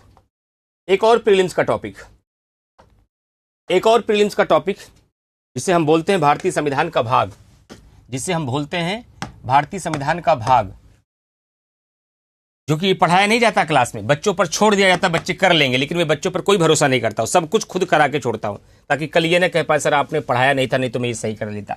इसको भी मैं क्लास में तैयार करा दूंगा। पूरे संविधान को कितने भागों में बांटा गया है? यहीं से सवाल आते हैं बहुत सारे एग्जाम में। संविधान के भाग, इसमें एक डायग्राम पहले समझाता हूं जहां से आपकी क्लियरिटी बढ़ेगी।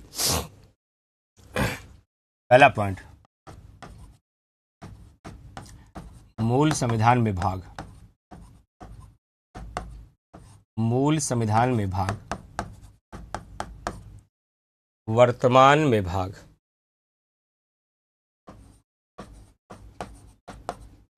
वर्तमान में भाग। मूल संविधान में भागों की संख्या, मूल संविधान में भागों की संख्या 22 थी। चलिए मूल संविधान वाला कॉन्सेप्ट आप पकड़ लिए सर। वर्तमान में भागों की संख्या 25 थी। लेकिन जानकारी के लिए बता दें कि 23 नाम का, 24 नाम का, 25 नाम का कोई भी भाग भारतीय संविधान में नहीं है। गणना की दृष्टि से, काउंटिंग की दृष्टि से ये 25 अवश्य हो गए हैं, लेकिन आज भी भारतीय संविधान में भागों का अंतिम भाग 22 है, लेकिन जब काउंटिंग करेंगे तो ये 25 हो जाते हैं। ये कैसा जादू है? जब 23 नाम का, 24 नाम का, 25 नाम का भागे कोई नहीं है, अंतिम भाग 22 ही है, तो 25 भाग कैसे हो जाते हैं? क्योंकि समय के साथ इनके बीच कुछ भाग जोड़ दिए गए हैं। संविधान संशोधन के माध्यम से, संविधान संशोधन के माध्यम से जोड़े गए भाग देखिए, संविधान संशोधन के माध्यम से जोड़े गए भाग, कुछ संशोधन, कुछ भागों को बाद में जोड़ा गया, जैसे जैसे 4 का, जैसे 9 का, जैसे 9 का, जैसे 9 खा, जैसे 14 का। ओ हो, इसी का खा के माध्यम से 22 भागों के बीच इनको जोड़ दिया गया, इसलिए गिनती की नजर में ये 25 हो जाते हैं, जबकि अंतिम भाग का नाम आज भी 22 ही है। समझ गए सर, समझ गए। अब कोई कंफ्यूजन नहीं है मुझे, लेकिन मैं जानना चाहूंगा सर, ये 4 का, 9 का, 9 खा, 14 का आसमान से टपके या इनके लिए संविधान में संशोधन करना पड़ा? नहीं भैया, संविधान में संशोधन करना पड़ा। 4 का को 42वां संविधान संशोधन द्वारा जोड़ा गया। ओहो, इसका मतलब ये फैक्ट है। 9 का को 74वां संविधान संशोधन 1992 द्वारा जोड़ा गया। और 9 खा को सवाल पूछा गया था अभी एग्जाम में पूछा गया था 97वां संविधान संशोधन कब हुआ है, पूछा गया था। 97वां संविधान संशोधन 2011 द्वारा इसे जोड़ा गया, 9 खा को। और 14 का को भी 42वां संविधान संशोधन 1976 द्वारा जोड़ा गया, इसीलिए इनकी संख्या बढ़ गई।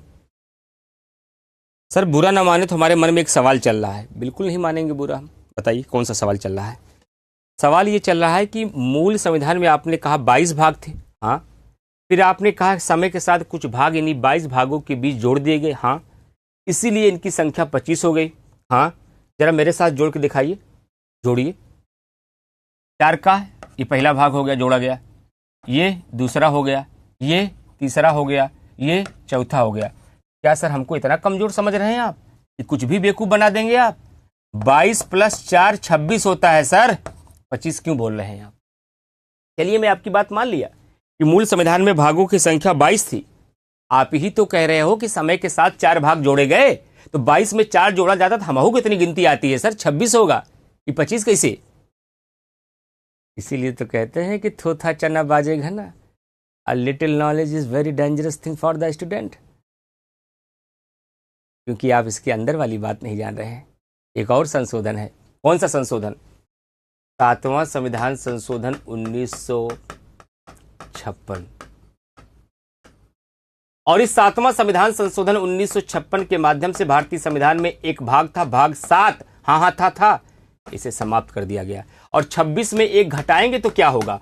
25। हो ठीक है, सॉरी, कोई बुरा बात नहीं मानेंगे हम समझ गए। अब पूरा कॉन्सेप्ट समझ गए कि मूल संविधान में भागों की संख्या 22 थी, बाद में 4 जोड़े गए, 26 हो गया, लेकिन 56 में घटा दिया गया, इसलिए 25 हो गया। और आज ये भी सीख लिया कि 7वें संविधान संशोधन के माध्यम से 1956 में भाग 7 को निरसित कर दिया गया, यानी कि समाप्त कर दिया गया। क्यों? आज नहीं बताऊंगा। कब बताएंगे? जब मैं राज्यों का पुनर्गठन पढ़ाऊंगा और राज्य पुनर्गठन अधिनियम 1956 बताऊंगा, तब मैं सिखाऊंगा कि भाग 7 को काहे समाप्त कर दिया गया, भाग 7 को काहे निरसित कर दिया गया, क्यों निरसित कर दिया गया, भाग 7 को वर्तमान में क्यों समाप्त कर दिया गया। ये बात मैं 1956 का राज्य पुनर्गठन अधिनियम पढ़ाते वक्त बताऊंगा। तो ये बेसिक बातें क्लियर हो गई कि पूरे भारतीय संविधान को प्रारंभ में 22 भागों में बांटा गया था, लेकिन वर्तमान में भागों की संख्या 25 है। 22, 23, 24, 25 नाम का कोई भाग नहीं है। इन्हीं 22 भागों के बीच इन भागों को जोड़ा गया है। 4 का को 42वां संविधान संशोधन द्वारा, 9 का को 74वां संविधान संशोधन द्वारा, 9 खा को 97वां संविधान संशोधन द्वारा, 14 का को 42वां संविधान संशोधन द्वारा। लेकिन मैंने आपसे सवाल किया 22, 4, 26 होते, 25 क्यों लिखा? तो आपने कहा क्योंकि 7वें संविधान संशोधन 1956 के माध्यम से भाग 7 को हटा दिया गया, संविधान की भाषा में निश्चित कर दिया गया, इसलिए इसकी संख्या 26 - 1 बराबर 25 हो गई। सभी बच्चों को क्लियर? तब मैं आगे के भाग बताऊं। सभी स्टूडेंट्स को यहां तक की बातें क्लियर हो गई भाई? कमेंट कर सकते हैं आप लोग, इजाजत है? इरशाद, रिवीजन तो जब तक सफल नहीं हो जाएंगे तब तक करते रहना होगा। नूतन मिश्रा जी कहीं कि सर एक बार रिवीजन करना हो, ना ना ना, गलत है, 10 बार करना होगा।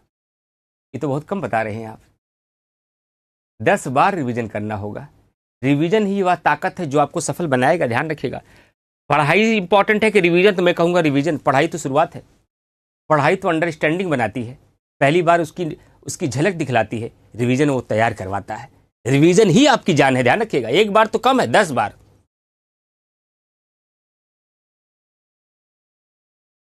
ना ना, संपत्ति का अधिकार वाला नहीं है, इंतजार कीजिए, आने दीजिए। 1956 राज्यों का पुनर्गठन बताऊंगा, मुझे सब याद रहेगा कहाँ कहाँ का वादा किया हूं मैं। जितने वादे बच्चे से करता हूं, वहां फुल्की खिलाऊंगा, वहां जूता चुराई दिखाऊंगा, वहां गाना सुनवाऊंगा, वहां ऑर्केस्ट्रा दिखाऊंगा, सब दिखाऊंगा, मुझे सब याद रहता है, याद रखिएगा। मैं बताऊंगा भी। देखो मैंने कहा था ना मैं यहां बताऊंगा, देखो आज यहां बता रहा हूं, सब बताऊंगा। चलो भाई, अब सब फटाफट सारे 22 भागों को याद करवाते हैं आपको, और आज का सेशन यहीं से समाप्त करेंगे। भागों की अगर मैं बात करूं तो फटाफट भाग 1 में क्या है, 2 में क्या है, 3 में क्या है, 4 में क्या है, ये बच्चों को खुद करना चाहिए, लेकिन मैं करता हूं, इनके भरोसे में कुछ नहीं छोड़ता, क्योंकि पूरे पॉलिटी में मुझे 50 में 50 लेके आना है। मुझे 50 में 50 मतलब कि 25 में 25 क्वेश्चन कराना है, तो एक चीज मैं नहीं छोड़ूंगा आप पर।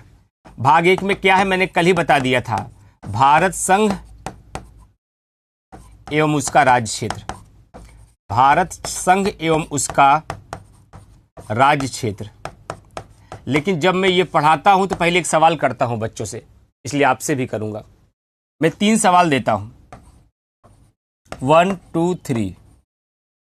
एक तरफ भारत संघ होगा,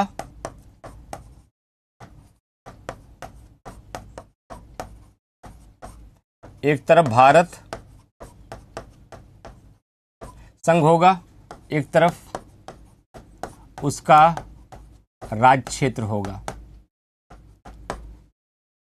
यानी कि भारत का राज्य क्षेत्र, भारत का राज्य क्षेत्र, भारत का राज्य क्षेत्र। तीसरा, भारत का राज्य क्षेत्र।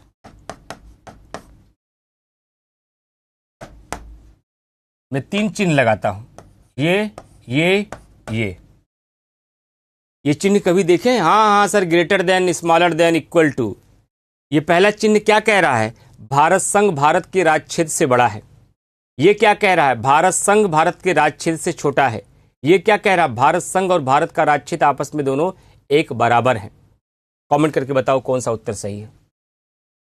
कमेंट करके बताइए कौन सा उत्तर सही है।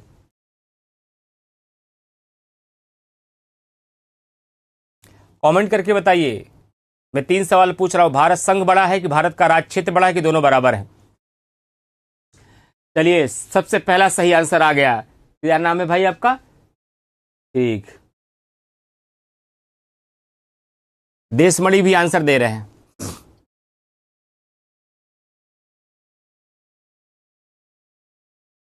ठाकुर भारद्वाज पहला, प्रज्ञा यादव दूसरा, निधि दूसरा, प्रतीक तिवारी पहला। चलो भाई चलो, किस्मत आजमाओ, किस्मत आजमाओ, आंसर देते रहो आप लोग, आंसर देते रहो आप लोग। और मुझे लग रहा है कि अब तक 25 से 30 बच्चों का आंसर आया है, जिसमें 5 से 6 बच्चों का आंसर सही हुआ है, बाकी सबका गलत है। 5 से 6 बच्चों का सही हुआ, और पता नहीं जो 5 से 6 सही हुआ तुक्के में सही हुआ है कि कॉन्सेप्ट के साथ सही हुआ, ये मुझे नहीं पता है। बच्चों से पूछा जाता है कि भारत संघ बड़ा है कि भारत का राज्य क्षेत्र बड़ा है। बहुत सारे बच्चे कहते हैं सर भारत संघ बड़ा होता, राज्य क्षेत्र छोटा होता है। और कुछ बच्चे कहते हैं सर कोई बड़ा छोटा नहीं है, दोनों आपस में बराबर है, लेकिन ये कंफ्यूजन की वजह से होता है। भारत संघ का मतलब होता है भैया भारत के सभी राज्य, भारत के सभी राज्य, और भारत का राज्य क्षेत्र का मतलब होता है भारत के सभी राज्य प्लस यूटी यानी कि केंद्र शासित प्रदेश, यानी कि केंद्र शासित प्रदेश। तो भारत के कितने राज्य हैं? 28। और भारत में कितने राज्य और केंद्र शासित प्रदेश हैं? 28 + 8 केंद्र शासित प्रदेश। 28 + 8 बड़ा है कि 28 बड़ा है? और ये सर क्या बताएं, हमारा बेसिक ही क्लियर नहीं था इसलिए हम गलती कर बैठे। हमारा बेसिक ही नहीं क्लियर था सर, इसलिए गलती कर बैठे। आज के बाद गलती मत करिएगा। भारत संघ का मतलब होता है हम केवल भारत के 28 राज्यों की बात कर रहे हैं, और भारत का राज्य क्षेत्र का मतलब होता है 28 राज्य और 8 केंद्र शासित प्रदेशों की बात कर रहे हैं।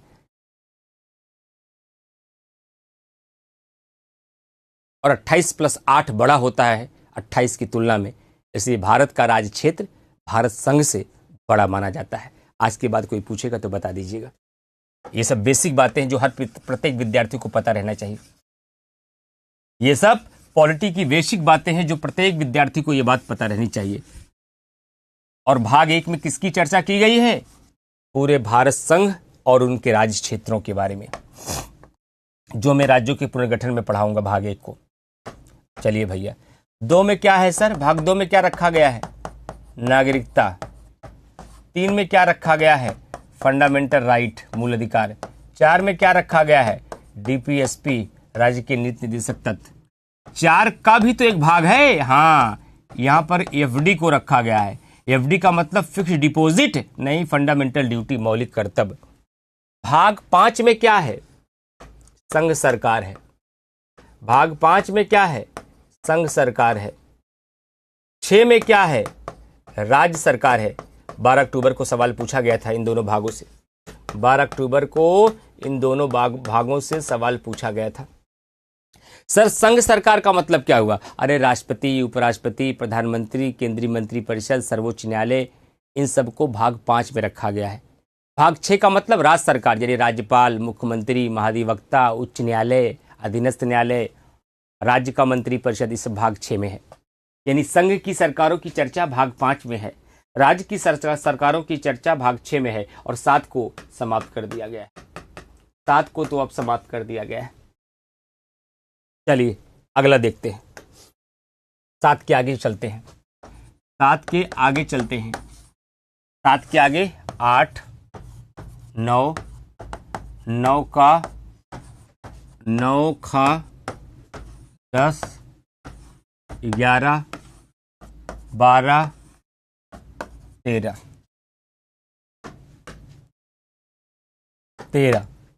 तो 8 में क्या है?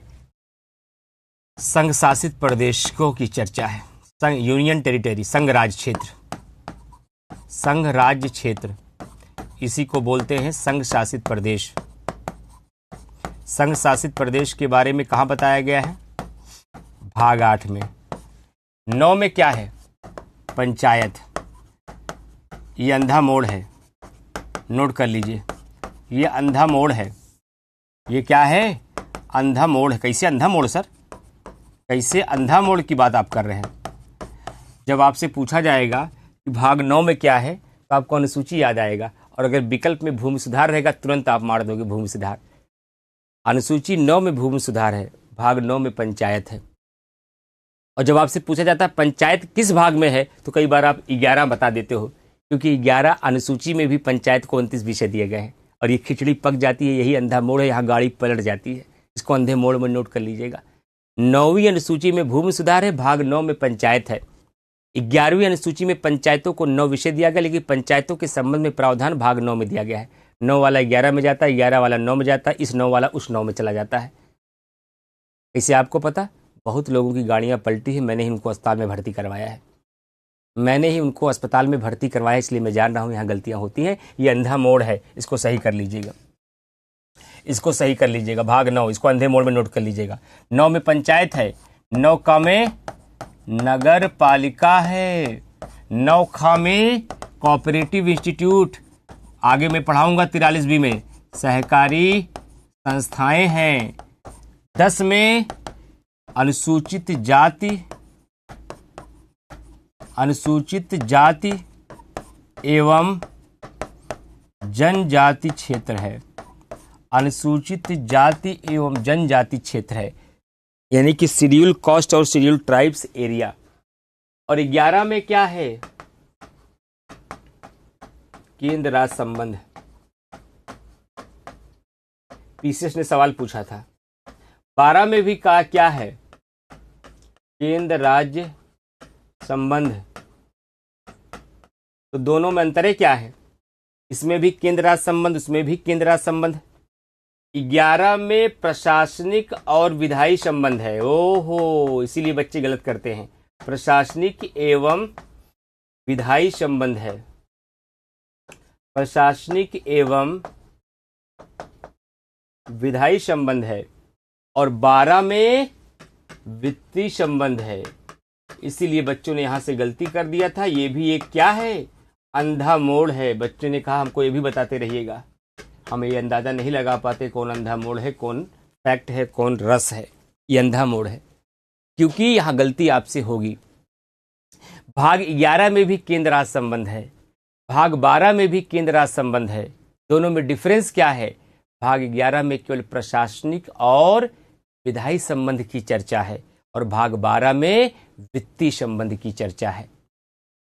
नहीं, यहां आर्टिकल नहीं बताएंगे देशमणि जी, बिल्कुल नहीं बताएंगे। आर्टिकल का रट्टा नहीं मानना है, आर्टिकल के अंदर हमको बताना है। वो लूसेंट वाली बात हमसे पूछ रहे हैं, जैसे लूसेंट में दिया इसे हम बता दें ना, वो आपको याद नहीं रखना है। आयोग ये सवाल नहीं पूछता। जब मैं इन भागों को पढ़ाऊंगा भी, तो भाग 3 पढ़ाऊंगा तो मैं बताऊंगा भाग 3 में 12 से 35 है। भाग 2 पढ़ाऊंगा तो मैं बताऊंगा कि यहाँ पर 5 से 11 है। भाग 4 पढ़ाऊंगा तो मैं बताऊंगा 36 से 51 है। यहाँ नहीं बताऊंगा आपको। ये तो रटने वाली चीज है जिसका कोई यूज नहीं है। देशमणि जी, मैं आर्टिकल बताऊंगा, लेकिन कहां पर? जब उस भाग को पढ़ाऊंगा। यहां मैं केवल यह बताना चाहता हूं कि भाग में क्या है, उस भाग में कौन सा विषय रखा गया है। और भाग 13 में क्या है? भारत राज्य क्षेत्र के भीतर व्यापार और वाणिज्य की व्यवस्था। भारत राज्य क्षेत्र के भीतर, भारत राज्य क्षेत्र के भीतर व्यापार और वाणिज्य। व्यापार, अब इतने लिखिए, भारत राज्य क्षेत्र के भीतर व्यापार और वाणिज्य यानी कॉमर्स। आज मैं केवल 13 याद कर रहा हूं, इसको रिवीजन करके कल मिलिए।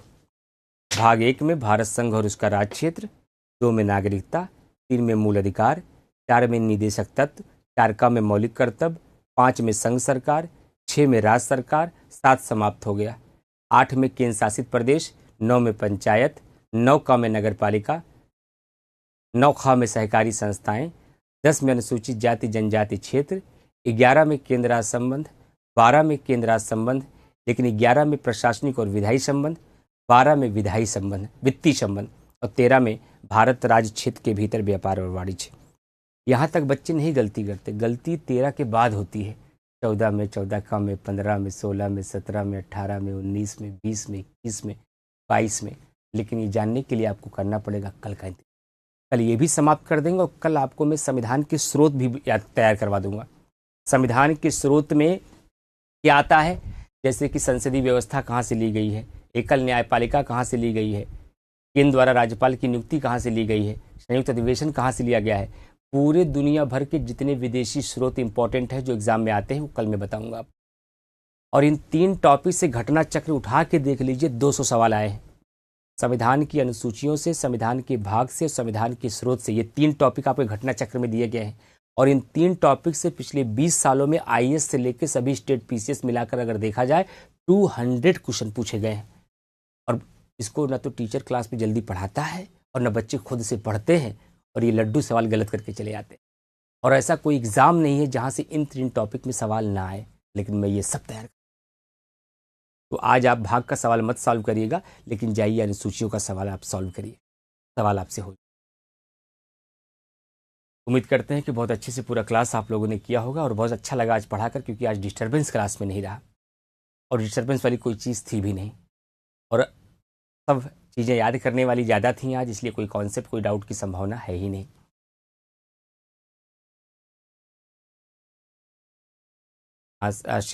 शिवम जी कह रही कि सर संघ सूची में कितने विषय, पहले 100 था, पहले 97 था, बाद में 3 विषय जोड़ दिए गए तो 100 हो गया था, फिर 2 विषयों का आपस में विलय हो गया, अब संख्या 98। याद करने वाली चीज़, वो समझने वाली चीज़ नहीं। शिवम बाबू याद कर लीजिए, उसमें क्या बता दें, 98 विषय है, बस याद कर लीजिए वर्तमान में,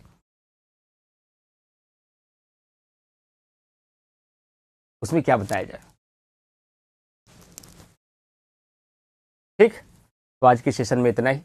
सुबह सवेरे जितने भी बच्चे मुझे अभी लाइव देख रहे हैं या बाद में क्लास करते हैं, सब बच्चों से मेरी गुजारिश है, सुबह 7 बजे उठिए, 6 बजे उठिए, फ्रेश होइए, ब्रश करिए, थोड़ा टहलिए, 7 बजे मोबाइल लेकर और नोट्स लेकर बैठ जाइए। 7 से 8 में जो 7 बजे क्लास आपको पढ़ाता हूँ करंट अफेयर की, वो क्लास रेगुलर करते रहिए।